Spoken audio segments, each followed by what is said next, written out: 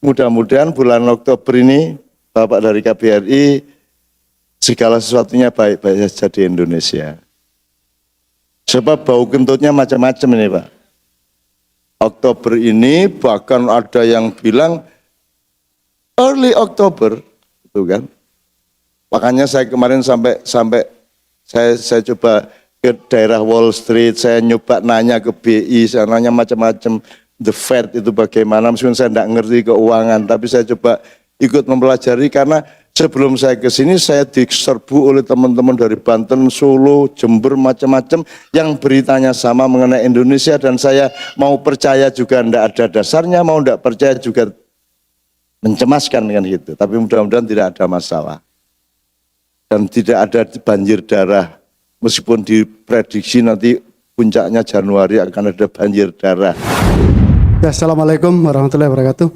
Canun, saya minta pencerahan tentang keberadaan Islam Nusantara dan juga perkembangan Syiah di Indonesia. Apa agenda mereka Islam Nusantara? Saya juga mendengar bahwa keberadaan Syiah di Indonesia itu sudah membahayakan. Tolong saya dikasih pencerahan. Assalamualaikum warahmatullahi wabarakatuh. Sebenarnya kalau umat itu jangan direpoti oleh pembicaraan yang agak tingkatnya intelijen Mas ya. Yaitu tingkatnya harus berlapis-lapis. Jadi lebih baik itu kita punya forum khusus. Kalau untuk umat itu menurut saya ya sudah tidak usah ngurusin yang lain, do your best gitu aja. Tunjukkan bahwa Islam itu indah dan menyenangkan dan bikin orang aman.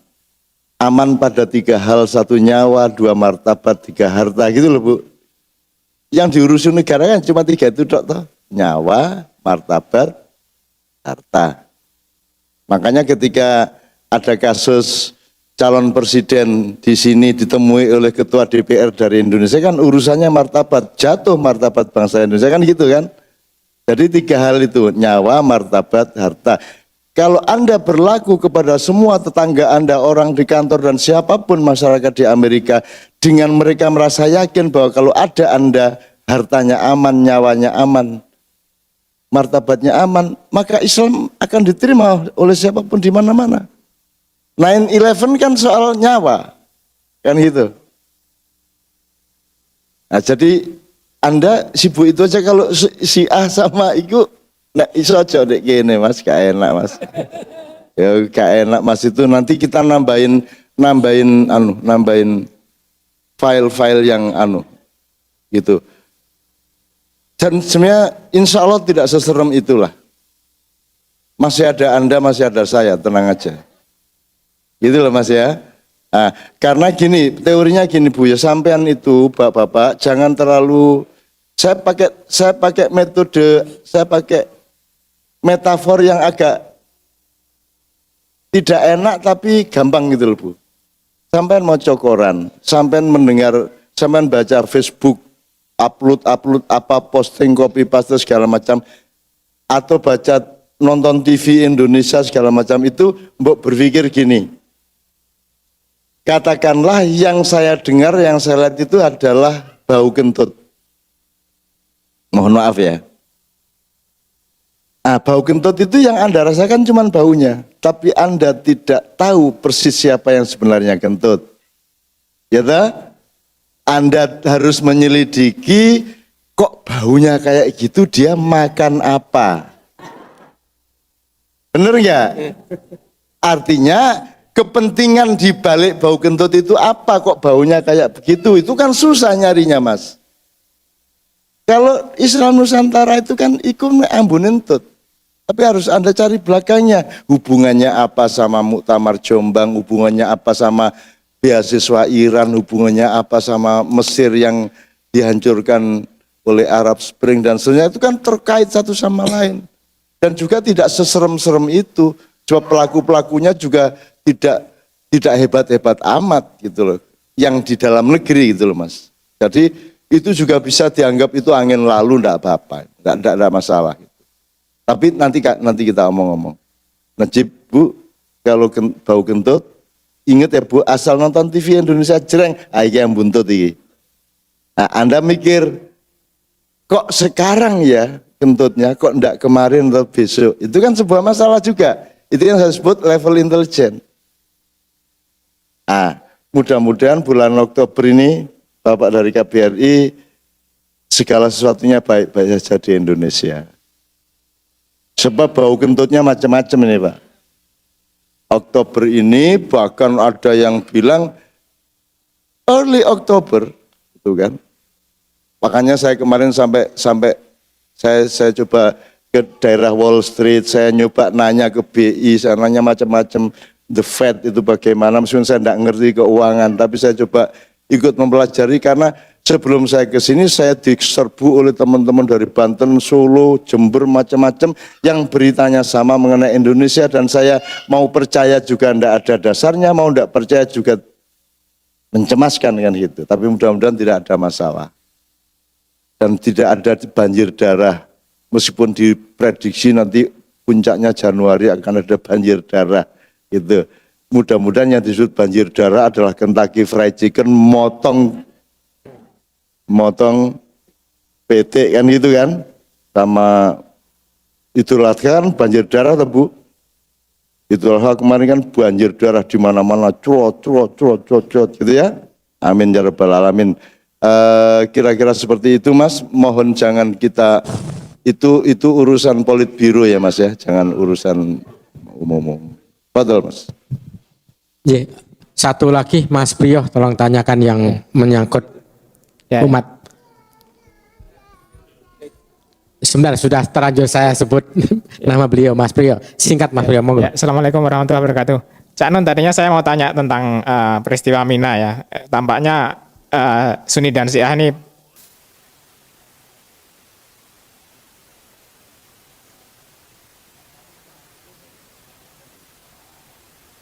dan versi Sunni ini juga cukup berbahaya. Tapi sebenarnya saya setuju semua dengan apa yang Cak Nun ungkapkan ya. Jadi tadi kalau saya tanya hadis tadi karena saya ingin penjelasan yang lebih objektif tentang hadis tadi dan yang saya lihat begini, umat kita ini sekarang PR-nya adalah kita gagal menunjukkan bahwa kita adalah umatan yang rahmatan lil alamin. Jadi sebenarnya wajah kita tuh dinilai oleh orang di luar umat Islam itu wajah yang bengis, wajah yang penuh darah dan sebagainya. Dan ini saya rasa yang harus menjadi perhatian utama dari seluruh umat Islam daripada kita pertengkar yang kecil-kecil yang khilafiyah mengenai bid'ah, mengenai Sunni Syiah dan sebagainya. Jadi sebaiknya sekarang ini yang harus kita gerakkan adalah semangat untuk berfastabiqul khairat di antara sesama umat. Saya rasa itu mungkin barangkali bisa ditambahkan sedikit. Assalamualaikum ya, untuk mengingatkan tadi yang soal Mina dan seterusnya itu tadi polarisasinya apa dengan apa Mas? Jadi gini, ada berita di media Inggris menyalakan bahwa konvoynya King Salman lewat ke situ dan ada beberapa jalan harus ditutup. Sementara di Indonesia isunya adalah jamaah Iran yang membuat keributan. Jadi saya rasa itu ada keterkaitan antara. Jadi antara apa dengan apa yang perang opini sekarang? Ya perang antara bahwa yang bermasalah adalah jamaah Syiah, sementara yang dari kalangan beberapa media barat mengatakan bahwa itu adalah King Salman yang jadi Syiah versus Sunni. Salah. Oh ya. Salah, Sunni tidak ikut-ikut. Apalagi Indonesia jangan ikut-ikut. Jangan ikut Iran, jangan ikut Wahabi, jangan ikut. Yang Anda tidak jelas, Indonesia itu senior yang akan menyelamatkan Islam di dunia. Gitu loh. Makanya tempatnya dibikin jauh, jangan deket-deket ke sana. Nggak mungkin bisa diselesaikan konflik itu. Meskipun Anda tenang aja soal Timur Tengah yang tidak bisa selesai itu karena alladzi barokna haulahu linuriyahu min ayatina. Anda percaya aja sama itu, gitu loh. Nah, Indonesia tidak deket-deket, Indonesia jauh sama Allah memang dibikin seperti itu karena nanti semuanya akan direcover oleh Indonesia. Makanya Indonesia yang benar jadi negara, jadi umat Islam, jadi rakyat. Itu loh. Ini beneran bukan hanya soal masalah-masalah besar yang khilafiyah politik peradaban. Bahasa Arab aja nanti Indonesia Mas yang bisa diamanati. Kongres Bahasa Arab Nasional Internasional itu resmi menitipkan bahasa Arab dan bahasa Al-Quran kepada umat Islam Indonesia. Ini serius Mas. Karena Indonesia yang bisa memangku semuanya. Bisa digendong semuanya. Bangsa Indonesia. Cuman kita dikasih ujian-ujian kecil-kecil kayak gini nih supaya kita lupa. Tapi saya tetap yakin, gimana nanti semua akan Indonesia yang akan merecover. Tidak mungkin mereka. Makanya sekarang di Jakarta, di Bogor akan dibangun 99 masjid terbaik di dunia, kita bangun di situ miniaturnya. Tapi miniaturnya bukan maket, miniaturnya setiap, jadi misalnya Masjidil Haram, Masjid Nabawi, Masjid Azerbaijan, Hagia Sophia, Masjid Demak, Masjid 99 masjid dunia dibangun di Bogor Timur, dekat Cikeas. Itu di atas tanah 215 hektar. Akan ada miniatur dan ada satu masjid agungnya yang berbentuk semi piramid. Kemudian ada universitasnya yang besar dan ada rumah sakit yang besar dan seterusnya. Itu tidak mungkin miniatur Islam dunia itu dibangun di Arab Saudi. Tidak mungkin dibangun di Iran. Tidak mungkin dibangun di Turki. Tidak mungkin dibangun apalagi di Mesir, di Libya. Hanya bisa dibangun oleh Indonesia. Dan kalau Indonesia yang bikin, semua umat Islam yang bertentangan itu rela kepada Indonesia. Benar enggak, Mas? Itu beneran. Sekarang Kongres Bahasa Arab saja, Bahasa Arab Dunia, itu kan orang Iran terlibat. Itu enggak bisa Kongres Bahasa Arab Dunia dilaksanakan di Arab Saudi. Enggak bisa. Karena nanti orang Iran enggak datang. Orang Yaman enggak datang. Orang Mesir juga ogah. Gitu loh. Maka Kongres Bahasa Arab Dunia itu makin lama makin diselenggarakan oleh Indonesia. Karena kalau di Indonesia, Arab Saudi datang, Iran datang, Yaman datang, Yordan datang, semua datang. Kita ini yang membuat mereka semua merasa aman besok-besok. Jadi di sini kita jangan bertengkar soal yang kecil-kecil. Mari kita bangun kedahsyatan Indonesia, kebanggaan Indonesia, harga diri Indonesia, kedewasaan Indonesia untuk menampung seluruh masalah-masalah dunia. Ngono Mas. Terakhir Ibu. Terima kasih. Boleh tanya? Ya. Oke, singkat aja Mbak ya. Oke. Sedikit komentar tentang apa yang terjadi, yang mungkin tentang bid'ah, whatever they said.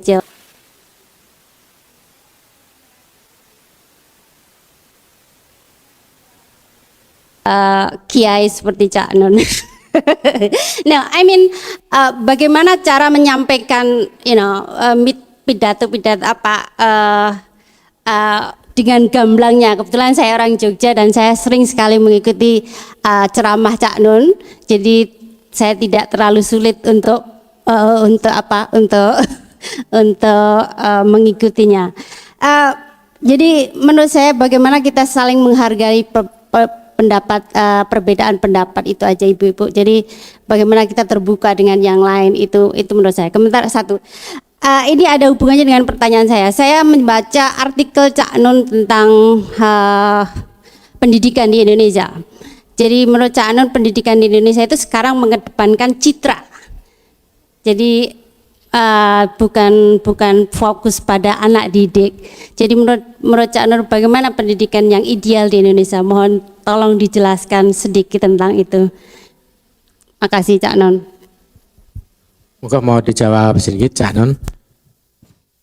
Saya kira ya besok ada tema tentang itu, tapi intinya begini, tolong malam ini Anda coba browsing cari-cari, mungkin tidak terlalu banyak bisa, tapi menurut Anda kalau anak sekolah entah SMP entah SMA setelah 3 tahun atau 6 tahun sekolah terus masuk ujian, terus jawaban ujiannya itu dikasih ke mereka oleh guru-gurunya, oleh kepala sekolah, itu benar apa tidak?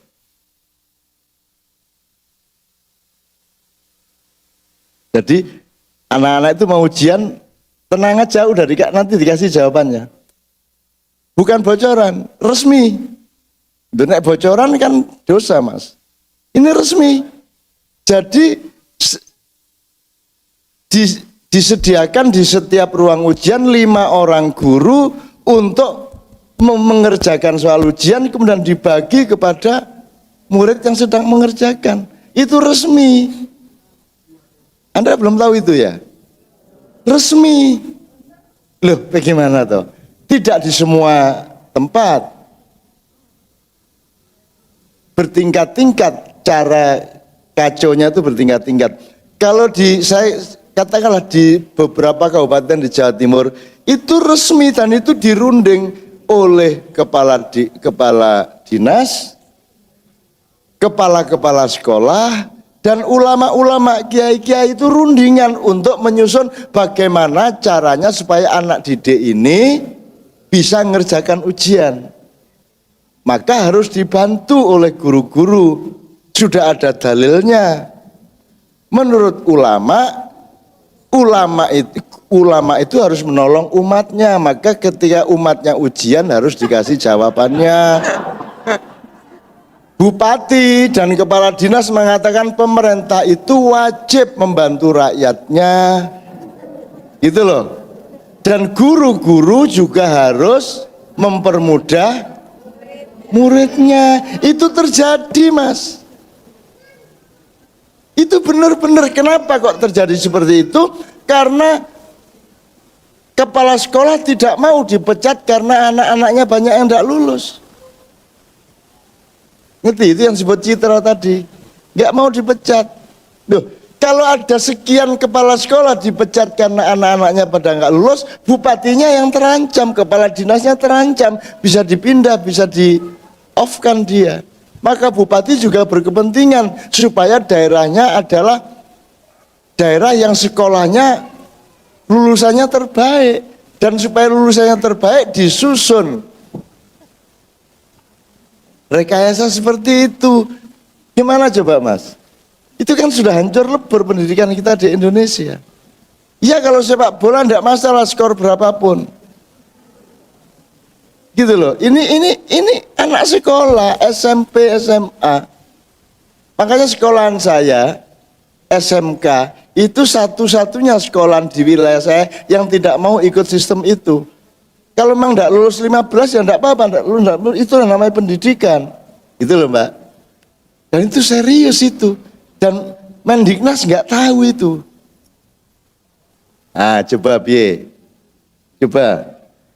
Jadi besok bisa kita bicarakan lebih detail, termasuk sepak bola besok kita bicarakan. Anda kan tidak pernah tahu apa yang sebenarnya terjadi pada sepak bola, tapi itu kan juga tetap wilayah intelijen tadi itu, Mas. Ya, oke. Saya mohon maaf untuk semua kesalahan-kesalahan saya, kasar-kasar saya. Saya kesini tidak untuk membela siapapun, saya tidak kesini tidak untuk menjadi bagian dari golongan manapun, dan saya kesini juga tidak punya niat untuk supaya Anda bergabung sama saya, karena saya tidak punya tempat untuk tempat Anda bergabung. Jadi saya kesini untuk nolongin, untuk menjawab, untuk mempermudah semua pihak agar supaya mendapatkan keindahan dan kemaslahatan bersama-sama, sehingga Islam dan Indonesia akan kawin dan dunia akan tahu bahwa mereka membutuhkan Islam Indonesia dan Indonesia Islam. Gitu ya. Assalamualaikum warahmatullahi wabarakatuh.